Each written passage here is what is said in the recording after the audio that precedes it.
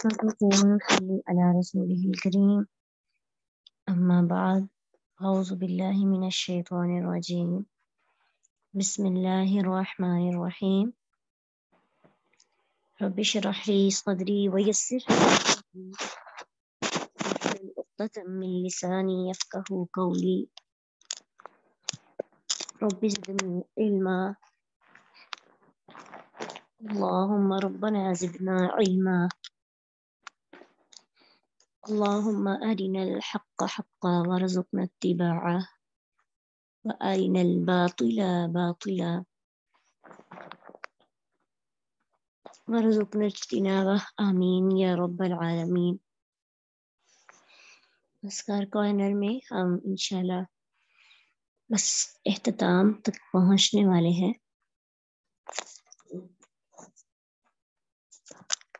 Last میں کچھ چھوٹی چھوٹی سی دعائیں رہ گئی ہیں جن کو ہم نے دیکھنا ہے انشاءاللہ۔ تسبیحات ہیں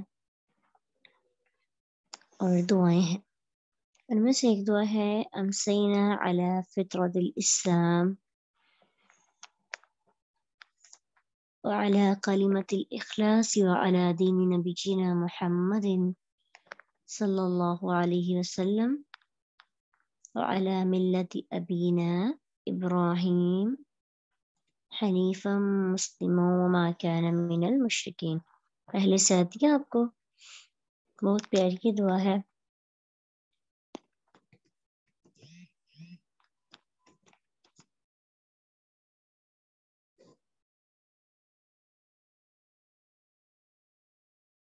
جی، اور جب ہم اس کو صبح کے لیے پڑھیں گے نا تو اس کو اصبحنا کے ساتھ پڑھیں گے، اور جب اس کو شام کے لیے پڑھیں گے تو اس کو امسینا کے ساتھ پڑھا جائے گا۔ صبح کے کلمات اصبحنا، شام کے کلمات امسینا۔ اور امسینا ہم نے شام کی علی فطرت الاسلام، فطرت اسلام پر، وعلی کلمت الاخلاص اور کلمہ اخلاص پر، وعلی اور پر دین نبی جنا محمد صلی اللہ علیہ وسلم،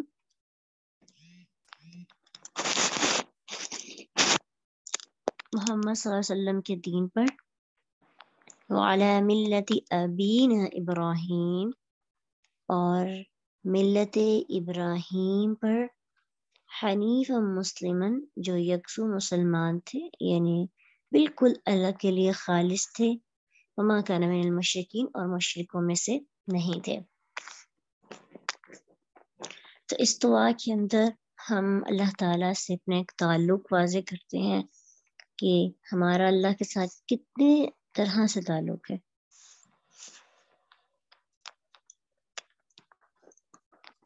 ایک ہے اسلام کا تعلق، اسلام کے پوائنٹ آف ویو سے کہ ہم مسلمان ہیں، اور پھر اخلاص کے پوائنٹ آف ویو سے کہ ہم مکمل اللہ کی عبادت کرنے والے اور اللہ کو ہی ساری چیزوں پہ ترجیح دے کر اللہ کی ذات اور صفات کے قائل، اللہ کے کتب اور احکامات اور احادیث کا مطالعہ کرنے والے، اخلاص ہمارے اندر خالص۔ اور پھر ہم یہ بھی کہتے ہیں یا اللہ کہ ہم محمد صلی اللہ علیہ وسلم کے دین پر بھی ہیں، وہ جو دین لے کے، کیونکہ اسلام جو ہے نبی صلی اللہ علیہ وسلم کی سارے انبیاء کا جو مذہب تھا وہ اسلامی تھا، تو اسلام اور اس کے ساتھ ساتھ محمد صلی اللہ علیہ وسلم کے دین پر بھی، علی ملت ابینا ابراہیم، اور ابراہیم خاص طور پر اس نبی کا ذکر اس لیے کیا کہ وہ مکمل خالص تھے، یکسو تھے،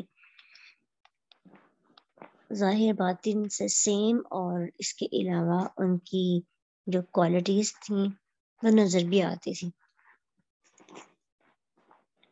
وما کان من المشرکین، پیور مشرکوں کے اندر کی زندگی کا سٹارٹ تھا، اور شرک ان کے لیے بہت کامن سی چیز تھی، بڑی عام سی تھی، کہ جس وجہ سے آپ صبح اٹھتے ہیں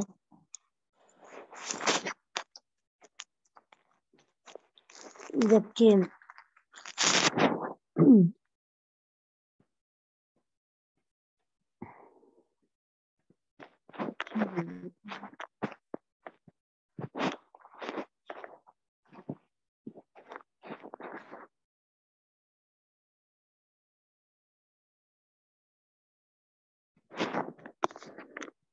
تو یہ دعا صبح بھی پڑھنی ہے اذکار میں اور شام کو بھی انشاءاللہ. یہ اللہ کے ساتھ جو تعلق ہے اس کی وضاحت کے لیے، اور اس کے ساتھ ساتھ اچھا یہ جو ہم ایک مجھے ریمائنڈر بھی ہے کہ ہم نبی السلام کے دین پر اور ابراہیم علیہ السلام کے دین پر،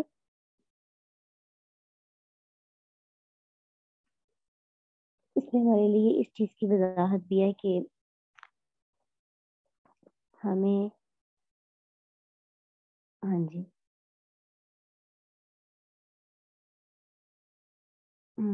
ٹھیک ہے. وعلی ملت ابینا ابراہیم، اپنے باپ ابراہیم علیہ السلام کی ملت پر. ہمارے لیے اس میں ریمائنڈر یہ ہے کہ ہم نے پورا دن گزارنا ہے، زندگی گزارنی، تمہارے پاس ایک رول ماڈل ہونا چاہیے. تو اللہ نے دو رول ماڈلس دی. ایک رول ماڈل تو ہے جس کی زندگی ہو جینی ہے، اور دوسرا رول ماڈل اس کی جو اس کی دل کی کیفیت ہے نا، ویسی کیفیت آپ نے بنا. یعنی دل کو بھی تو ٹھیک کرنا ہے نا، تو یکسو ہو جانا ہے، نہ اپنی سوچ کے اندر کسی کو شریک ٹھہرانا ہے، نہ ہی اپنی اللہ تعالیٰ کی ذات میں یا نہ صفات میں. تو ابراہیم مکمل یکسو تھے، یعنی ان کی خاص ہونے کی، ان کے یکسو ہونے کی، ان کے خالص ہونے کی کوالٹی ہی منفرد تھی کہ جس کی وجہ سے ان کا ذکر بار بار آتا ہے. اللہ کے پکے والے دوست تھے، بیسٹ فرینڈ. وہاں کا من المشرکین، اللہ نے ان کو دوست اسی لیے بنایا کہ وہ ریلائی کرتے تھے مکمل اللہ پر. یعنی ان کی توحید سب سے اعلیٰ تھی. ہم لوگ بھی توحید کے معاملے میں ٹھیک ہے، اللہ کو ایک مانتے ہیں، لیکن یہ ہے کہ بعض اوقات ہمارے جو احساسات ہیں ڈسٹرب ہو جاتے ہیں، اور ہمارا امید کا توکل کا لیول بڑا کمزور ہو جاتا ہے. لیکن ابراہیم علیہ السلام کا توکل صحرا میں بیوی اور بچے کو چھوڑ کر بھی اللہ پر مضبوط رہا. کوئی ٹینشن نہیں کہ وہاں کوئی بھی نہیں. ابھی اگر ہم کسی کو کہیں نا کہ آپ جائیں اکیلے کسی جگہ پہ، تو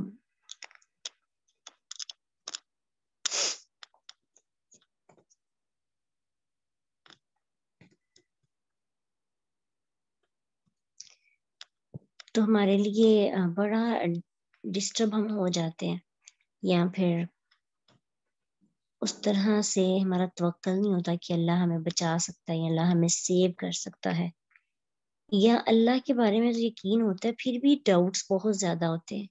کہ ابراہیم علیہ السلام کا اللہ پر یقین اور ان کا اخلاص اور ان کا توکل اور ان کا اللہ کے ساتھ مضبوط رشتہ کیسا تھا کہ وہ سب کچھ نچھاور کر کے بھی، سب کچھ قربان کر کے بھی اپنے خسارے کے بارے میں بالکل بھی نہیں سوچتے تھے کہ کہیں مجھے لاس نہ ہو جائے.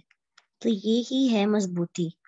تو دراصل ہم اذکار کے اندر بھی کافی کچھ ہم نے مانگا اللہ سے اور سیکھتے رہے، اور مانگنا کیسے ہے تدبر کیا. لیکن یہاں پہ خصوصاً جہاں ابراہیم علیہ السلام کے اور محمد صلی اللہ علیہ وسلم کی بات ہوئی نا، تو وہاں ان کی تھوڑی تھوڑی لائف کو بھی ہم نے ساتھ دیکھنا ہے کہ اگر ہم ان کے دین پر ہیں، اگر ہم ان کی ملت پر ہیں، تو ان کی ملت کی خاص خصوصیت کیا تھی. ابراہیم علیہ السلام کی تو بتا دی نا، حنیف مسلم وما کان من المشرکین. یعنی ابراہیم علیہ السلام کا جب نام آتا ہے اور اسی طرح کے الفاظ آتے ہیں، حنیف مسلم وما کان من المشرکین. تو ایک چیز بس یہاں ہم نے دیکھنی ہے کہ محمد صلی اللہ علیہ وسلم کی تو پوری زندگی ہمارے لیے امین نمونہ ہے نا.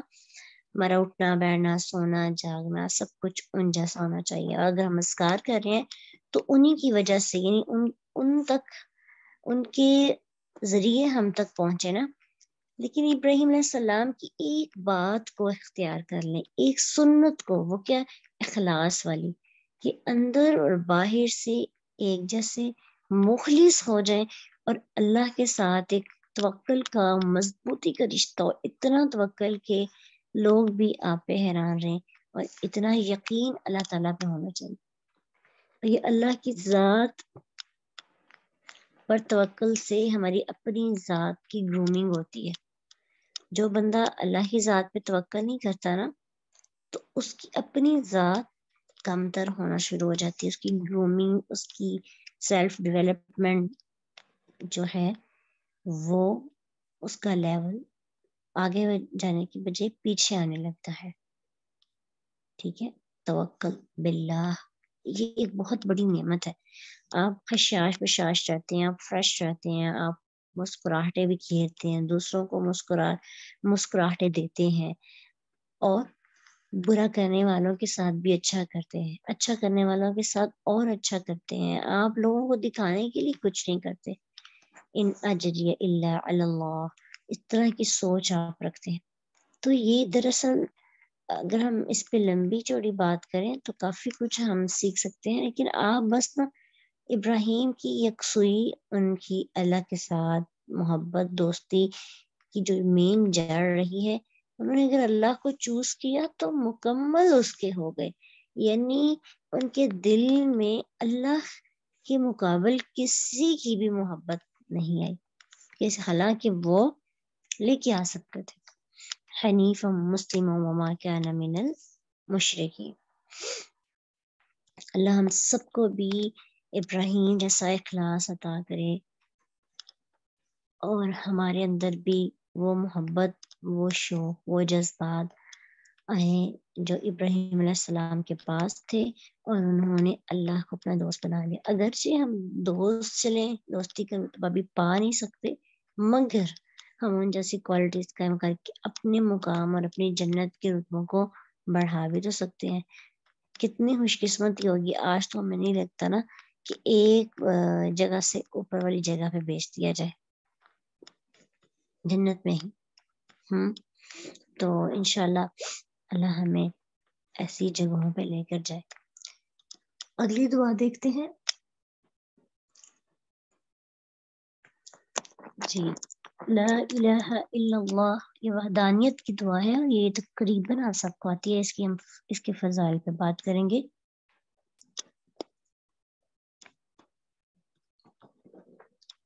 لا الہ الا اللہ وحدہ لا شریک لہ لہ الملک ولہ الحمد وہو علی کل شیء قدیر.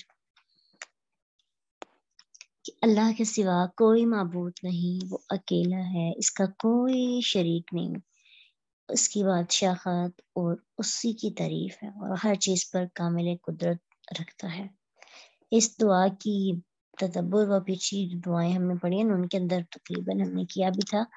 اس کی فضیلت پہ بات کرتے ہیں کہ اس کے کیا فضائل ہیں، اس کو پڑھنے سے کیا فوائد ہوتے ہیں. یعنی اس کو صرف اذکار کے اندر ہی نہیں پڑھا جاتا، اس کو آپ ہر نماز کے بعد جب 33 دفعہ سورت 33 دفعہ سبحان اللہ اور اللہ اکبر الحمدللہ پڑھنے کا حکم دیا، تو ایک مرتبہ اس کے بارے میں کہا کہ آپ جو ہے ایک مرتبہ اس کو پڑھ لیں. پھر اسی طرح اس کو آپ چلتے پھرتے مختلف مقاصد ذہن میں رکھتے ہوئے بھی پڑھ سکتے ہیں. رزق کی کمی کو دور کرنے کے لیے اس کو پڑھا جا سکتا ہے. ٹھیک ہے، اس کے ساتھ اگر آپ شیطان کے شر سے بچنا چاہتے ہیں تو اس کو پڑھ لیں، شیطان آپ کو نقصان نہیں پہنچا سکتا. اور پھر اسی طرح نیکیاں اس سے بہت زیادہ ملتی ہیں. ایک مرتبہ پڑھنا بھی درست ہے، اور 100 مرتبہ پڑھنا بھی درست ہے، اور 10 مرتبہ پڑھنا بھی درست ہے. تو حدیث کی روشنی میں اس کی امپورٹنس کو دیکھتے ہیں کہ صحیح مسلم کے اندر ابو ہریرہ رضی اللہ عنہ سے روایت ہے کہ نبی صلی اللہ علیہ وسلم نے فرمایا، جو شخص دن میں 100 مرتبہ لا الہ الا اللہ وحدہ لا شریک لہ لہ الملک ولہ الحمد وہو علی کل شیء قدیر پڑھتا ہے، تو اس شخص کو 10 غلام آزاد کرنے کے برابر اجر ملتا ہے. اس کے لیے 100 نیکیاں لکھی جاتی ہیں، اس کے 100 گناہ مٹا دیے جاتے ہیں. اور اگر یہ کلمات شام تک پورا دن شیطان سے اس کی حفاظت کا ذریعہ بن جاتے ہیں، اور کوئی شخص اس سے زیادہ افضل عمل نہیں کر سکتا سوائے اس شخص کے جو اس سے بھی زیادہ مرتبہ یہی عمل کرے. اللہ اکبر. یعنی اور یہ پڑھنا واقعی مشکل بھی ہے، اجر اس کا بہت زیادہ ہے، تو واقعی اس کی جو کوشش ہے نا وہ بھی ہم سارے اسکار کر لیتے ہیں، یہاں پہ آ کے ہم اسٹک ہو جاتے ہیں، یعنی ہوتا ہی نہیں ہے، یا ہم بزی ہو جاتے ہیں یا اور مصروفیات. تو ایک تو 10 غلام آزاد کرانا کتنے پیسے لگتے ہیں؟ کسی کو جیل سے رہائی کروانی ہو ابھی آج کے دور میں، کم از کم کوئی ایسٹیمیٹ کوئی آپ کے ذہن میں ہو، کسی نے چھڑایا اور آپ کے ذہن میں ہو کہ کتنے کے پیسے اس کے لگے ہوں گے. ایک آدمی کو آپ نے اریسٹڈ آدمی کو اپنے آزادی دلوانی ہو، جیل سے نکلوانا ہو، کتنے پیسے لگ سکتے ہیں؟ ایسٹیمیٹ لگائیں. ہاں لیکس میں تو لگتے ہیں نا، چلیں ہم کم از کم 1 لاکھ لیتے ہیں، حالانکہ 1 لاکھ نہیں. ابھی کچھ دن پہلے میری اسٹوڈنٹ تھی، تو ان کے فادر پر کوئی کیس تھا اور وہ جیل میں تھے کافی عرصے سے، تو تقریباً نکالتے کتنے سال گزر گئے اور ابھی انہوں نے تقریباً 2-3 لاکھ لگایا ہے. ہاں اتنی زیادہ سزا کاٹنے کے بعد بھی تو پھر ان کو رہائی ہوئی ہے، لاکھوں میں لگتے ہیں. تو 10 غلام آزاد، یعنی اگر ہم 2 لاکھ بھی لگائیں تو ہم 20 لاکھ صدقہ کرنے کا اجر کما سکتے ہیں. آپ خود سوچیں اتنے پیسے کہاں سے آئیں گے ہمارے پاس، روز صبح بھی اور شام کو بھی. تو 10 غلام آزاد کرنے کے برابر اجر ملتا ہے جو بندہ اس کو پڑھ لیتا ہے. اللہ ہم سب کو ضرور توفیق عطا فرمائیے کہ ہم اس دعا کو 100 مرتبہ پڑھ سکیں. 100 نیکیاں لکھ دی جاتی ہیں، یعنی ہم نے 100 نیک کام، ہم پورے دن میں کتنے نیک کام کرتے ہیں؟ آئی تھنک آپ سوچیں کل آپ نے کتنی نیکیاں کی، تھوڑا سا غور کرتے ہیں نا، پھر خود کو چیک کرنے میں مزہ آئے گا اور پھر اپنی اصلاح کرنے میں بھی مزہ آئے گا. کل ہم نے کتنی نیکیاں کی، سوچیں کتنی نیکیاں کی، گنے کاؤنٹ کریں. کوئی ذہن میں آئی ہو کہ میرے خیال سے میں نے تو اتنی کی ہے، میں نے تو اتنی کی ہے، بہت کم کی ہے، یا میں نے اتنی کی ہے. سوچیں کتنی نیکیاں کی ہوں گی. یعنی ہم جتنی بھی کاؤنٹنگ کر لیں نا تو ہمارے گناہ پھر بھی زیادہ ہوں گے، نیکیاں کم ہی ہوں گی. تکلیف دے دیتے ہیں اٹھتے بیٹھتے. کتنے لوگوں کی کل ہیلپ کی، کتنے لوگوں کو نماز کی طرف بلایا یا خود نمازیں پڑھی ساری، اور اسی طرح اور بہت سے نیکی کے کام ہوتے ہیں. ہاں جی کل فرائیڈے تھی تو کل تو آپ نے روٹین سے زیادہ کی ہوں گی. تو عموماً ہم سے اتنی نیکیاں ہوتی نہیں، تو اگر ہم یہ پڑھ لیں گے 100 مرتبہ تو 100 نیک کام کرنے کا اجر ملتا ہے. اور 100 نیک کام کرنے کے لیے کم از کم آپ کو کافی ٹائم درکار ہوتا ہے کہ آپ اتنے ٹائم میں 100 نیکیاں کما سکتے ہیں، 100 نیک کام کر سکتے ہیں. پھر اسی طرح نیکیاں 100 لکھ دی جاتی ہیں، گناہ 100 مٹا دیے جاتے ہیں. ہمارے تو تھاؤزنڈس میں گناہ ہوتے ہیں، تو اگر ہمارے 200 گناہ ختم ہو جائیں، 100 صبح اور 100 شام کو، تو ہم اس پر نا تھوڑی سی اسائنمنٹ بھی کر سکتے ہیں کہ میں نے 100 سے کم گناہ کرنے ہیں، رات تک کوشش کرنی ہے تاکہ رات کو میرے گناہ ساتھ ہی معاف ہو جائیں اور اس کے بدلے میں نیکیاں لکھ دی جائیں. کوشش ہو کے اگر ہم زندگی گزاریں گے نا تو انشاءاللہ اللہ تعالیٰ ہمیں ضرور جو ہے چیزیں اور باقی معاملات کو سمجھنے کی ہمیں توفیق ضرور عطا کریں گے. 100 نیکیاں لکھ دی جائیں گی اور 100 گناہ معاف کر دیے جائیں گے، 100 گناہ مٹا دیے جائیں گے. بالکل صفحہ ہستی سے جو آپ کے رجسٹر تیار ہو رہا ہے نا، وہیں سے آپ کے نام مہمانوں کو ختم کر دیا جائے گا. انشاءاللہ ہم بھی اس سے ضرور فائدہ حاصل کریں گے. اور پھر یہ بھی ہے، آپ نے بالکل ٹھیک کہا کہ جو نیکیاں ہم کرتے ہیں ہمیں نہیں پتا ہماری نیت کیسی ہے، ہمارا اخلاص کیسا، ملاوٹ سے تو قابل قبول ہے بھی کہ نہیں. تو یہاں تو پکا یقین ہے کہ آپ جیسی بھی کریں اللہ تعالیٰ نے آپ کی قبول ضرور کریں گے انشاءاللہ. اس کے بعد جو سب سے بڑا فائدہ یہ تو تھا چلیں آپ کا آخرت کا اجر اور دنیا میں عزت.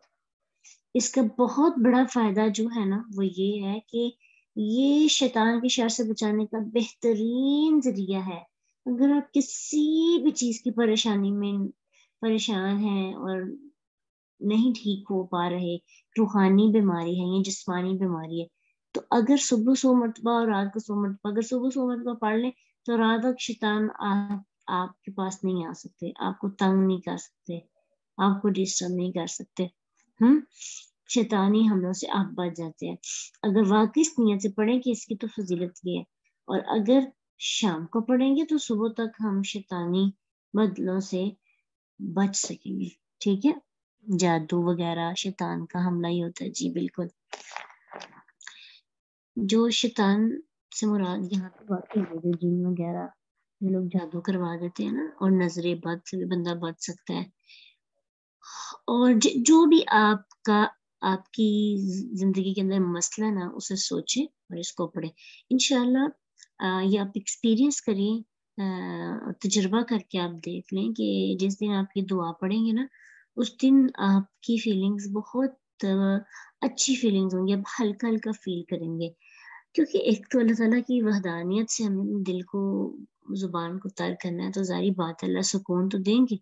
اس کے فوائد آپ کو بہت زیادہ ملیں گے. آپ کو دلی سکون ملے گا، آپ کو توکل آپ کو کمزور ہوا تو اسٹرانگ ہو جائے گا، اور بہت سی کمیاں دور ہو جائیں گی انشاءاللہ. تو ایک بندہ ہی زیادہ اجر کما سکتا ہے، جو اس سے بھی زیادہ پڑھے تو ہمیں کوشش کرنی چاہیے کہ روز 1 یا 2 دفعہ اوپر ایکسٹرا پڑھ لیں. اللہ پلیز ہمیں توفیق عطا کیجیے. اللہ سے نا دعا مانگا کریں، کیونکہ یہ اللہ کی دعا سے ہی ہمیں سب کچھ نیکی کرنے کا حکم جو ہم دیتے ہیں اور خود عمل کرتے ہیں، یہ ہمیں توفیق ملتی ہے.